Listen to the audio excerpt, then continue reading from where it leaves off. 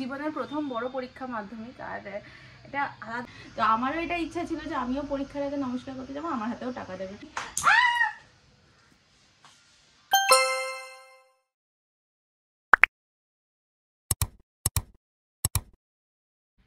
Good morning everyone, বলো। Good morning everyone, welcome back to my channel and a brand new blog. আশা করি তোমরা সবাই খুব ভালো আছো, সুস্থ আছো। আমরাও সবাই ভালো আছি।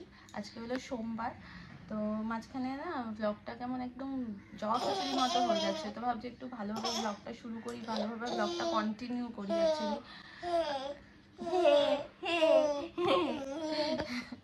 এখন আদুকে খাওয়াতে বসিয়েছি, ও যাবে স্কুলে তাড়াতাড়ি। মা 36 হয়ে গেল, 9টার মধ্যে বেরোতেই হবে। তো এখন ঝটপট ওকে খাইয়ে নিই, খেয়ে দিয়ে দেখবে আদুর নাকের অবস্থা দেখো, এত ঠান্ডা লেগেছে সব জায়গায়। এগুলো দেখেছে সবাই।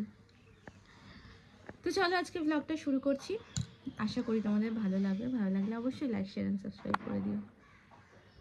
হ্যাঁ, আমার এই ইয়েলো জুতোটা বাবার মতো কিনতে হবে। চল তাড়াতাড়ি, বাবা এরম জুতো পরে। তাড়াতাড়ি এসো।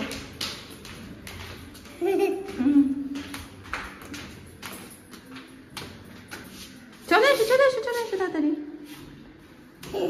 চলো দেরি হয়ে যাচ্ছে, 9টা বাজে।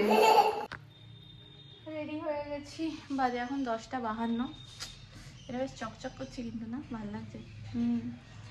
নিজেই বলছি। যাই হোক, গরম লাগছে তো আমি না এই দেখো এই জ্যাকেটটা পেয়ার করেছি, কারণ ভেতরে যেটা পরেছি ওটা স্লিভলেস পরেছি। তো কারণ এই কুর্তিগুলো না কোথাও ঘুরতে গেলেই পরা যায়, কারণ একদমই স্লিভলেস, তো অফিসে পরা যায় না।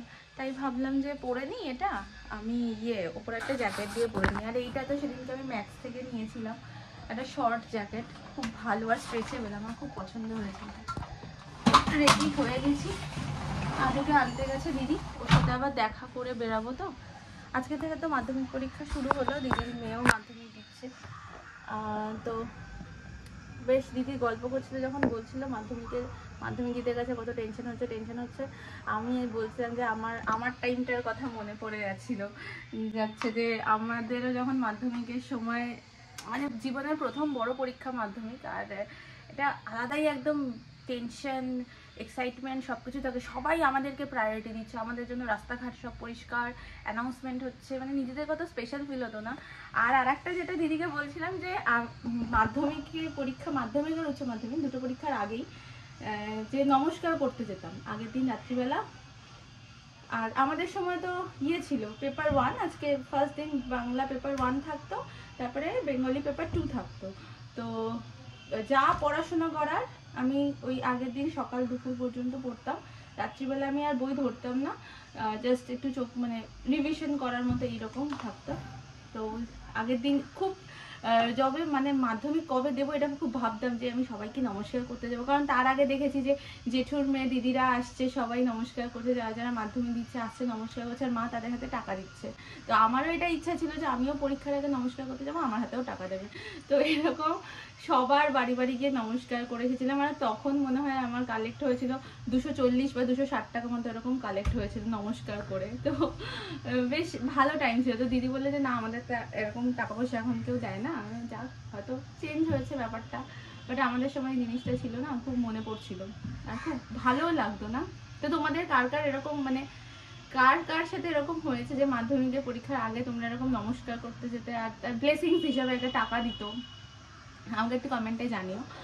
আর কে কোন বছরে, যারা আমার ভিডিওটা দেখছো যেখান থেকেই দেখছো, কে কোন বছরে মাধ্যমিক দিয়েছো এটা আমাকে কমেন্টে জানিয়ে। আমি ওই মাধ্যমিক দিয়েছি হলো 2008-এ মাধ্যমিক দিয়েছি। আমাদের ব্যাচটাই প্রবাবলি লাস্ট পুরনো সিলেবাসের ব্যাচ ছিল, তারপর থেকে হচ্ছে নতুন সিলেবাস চালু হয়ে যায়। মানে ওই পেপার 1 পেপার 2 বাংলার আর দুটো থাকতো না, একটাই পেপার থাকতো।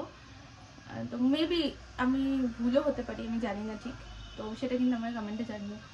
চলো এবারে বেরাবো, কারণ আমি আগের দিন যে ঘড়িটার ব্যাটারিটা পড়ালাম না, লাস্ট ব্লগে দেখলে যে আমার বিয়ের ঘড়িটার না আমি ব্যাটারিটা চেঞ্জ করতে দিয়েছিলাম, তো ব্যাটারি লাগিয়ে নিয়ে গেছিলাম, বন্ধ হয়ে গেছিলো ঘড়িটা, তোমাদেরকে সেটা তখন দেখাইনি। এই যে এইটা আমার ঘড়িটা ছিল, এটা আমার ঘড়িটা শুভ দিয়েছিল, সে বছর জন্মদিনের টাইমে দিয়েছিল, যে বছর আমার বিয়ে হয়।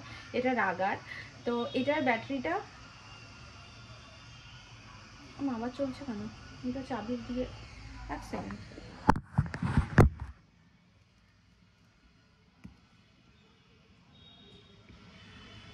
বলেছিল চাবি টেনে বন্ধ করে দিতে, তো আমি তো চাবি টেনে বন্ধ করে দিয়েছিলাম, বাট দেখেছি আবার চলেছে,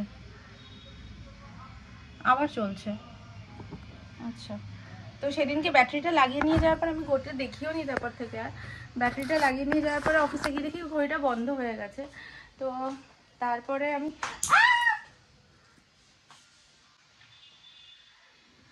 পড়ে গেল পুরো হাত থেকে।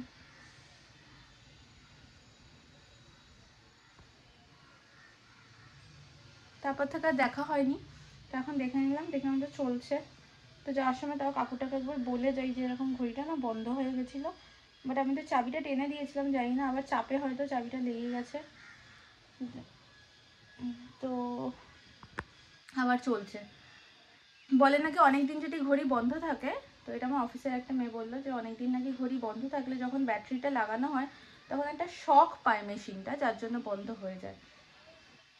তো চলো এবার বেরিয়ে যাই, 11টা বাজে। ওই আদুর সাথে একটু দেখা করবো, তো সেই জন্য আমি ওয়েট করছি, নাহলে আমি রেডি বেরিয়ে যেতাম, যে আদুর সাথে দেখা না করে গেলে আবার ও কাঁদবে।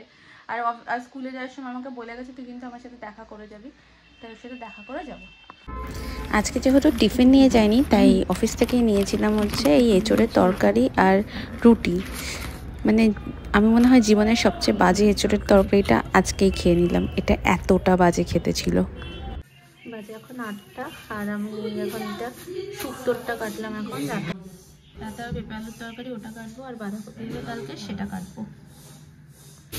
আজকে রাতে হবে পেঁপে আলুর তরকারি ছোলা দিয়ে, এটা বসিয়ে দিলাম। এবার বাঁধাকপিটা কেটে নেবো, তারপরে আটাটা মাখবো, রুটিটা করবো।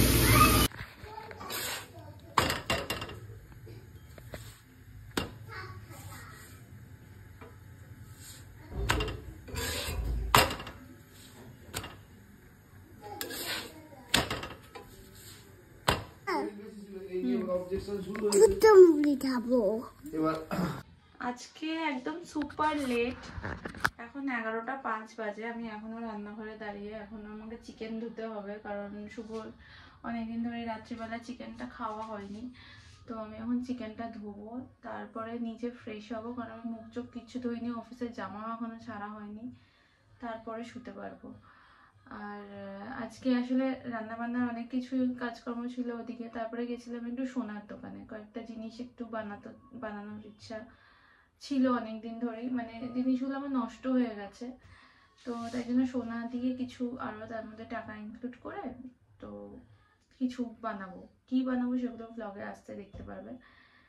তো তার মধ্যে শুভ আমাকে বার্থডে অ্যানিভার্সারি যা টাকা পয়সা দিয়েছিল সব মিলিয়ে মিশিয়ে একেবারে এই একটা, তো তার মধ্যে আমি একটা নিলামই, এটা আরও বাকি কিছু নেব।